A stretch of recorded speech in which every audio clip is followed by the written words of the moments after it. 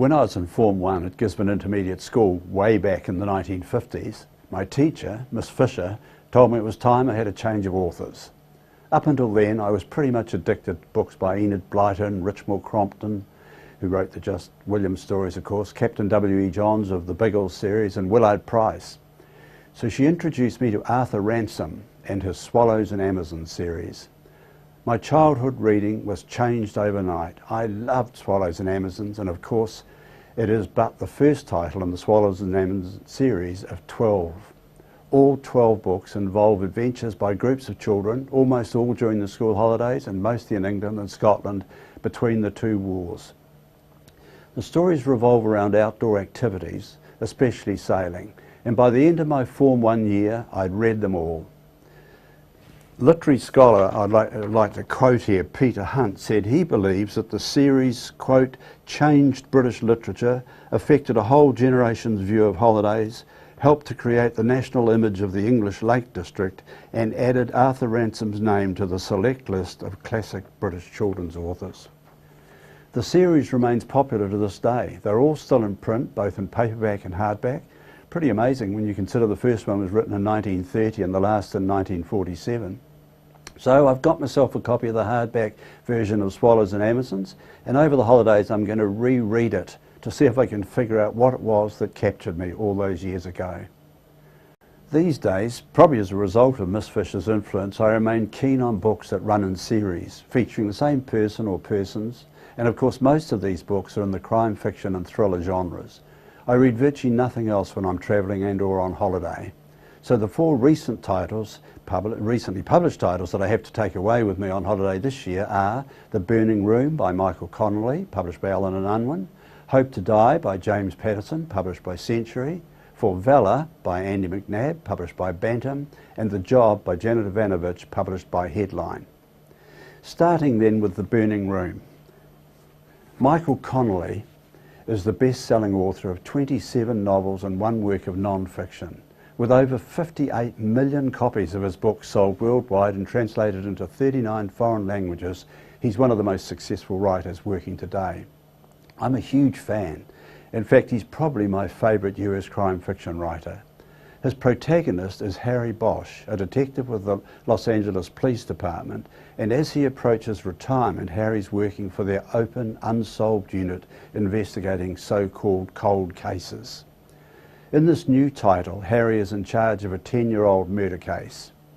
I've become fond of quite a number of fictional characters in crime novels over the years. Harry Bosch is one of my great favourites, but others include Ian Rankin's John Rebus, P.D. James's Adam Dalgliesh, Sarah Paretsky's V.I. Wachowski, Lee Child's Jack Reacher, Peter James's Roy Grace, and Donna Leon's Commissario Brunetti.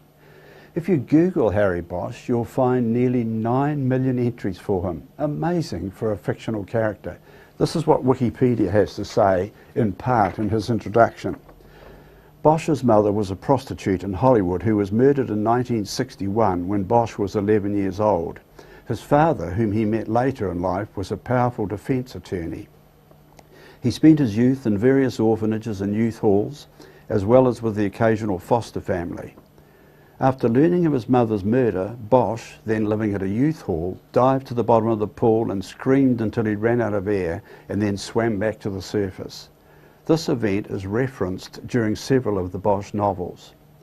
Bosch later joined the US Army when he was 17 years old after getting his foster father to sign the enlistment papers giving his consent for his minor foster son.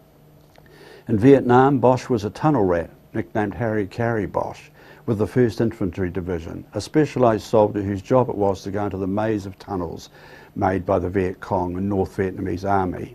Bosch also has a young daughter named Maddie who lives with him in Los Angeles. Enough about Harry Bosch then. Brief remarks about my other holiday reads. Hope to Die. James Patterson is rated by many as the greatest thriller writer working today. Certainly he's the biggest selling author by a country mile. This is the 22nd of his titles featuring Alex Cross, and the blurb tells me that this is the mind-blowing sequel to the bestseller Cross My Heart. That being the case, I can't wait to get into this one. For Valour. This is the 16th from Andy McNabb, featuring former SAS ex-Black Ops Nick Stone in another series in which I read every title as they're published. Besides his best-selling books, Andy McNabb, who's a highly decorated former soldier, lectures to security and intelligence agencies in both the US and the UK, and he works in the film industry training civilian actors to act like soldiers. The Job. The electrifying Fox and O'Hare series, of which this is just the third, is the joint brainchild of Janet Ivanovic, best-selling author of the Stephanie Plum novels, all of which I've read, and author of the Monk series of mysteries, Lee Goldberg. The blurb tells me that the FBI had one demand when they secretly teamed up secret agent Kate O'Hare with the charming conman Nicholas Fox. Bring down the world's most wanted and untouchable felons. This time it's the brutal leader of a global drug smuggling empire. I hope you have some exciting holiday reading lined up too. I'll take this opportunity to wish you all a wonderful Christmas and a happy New Year's holiday.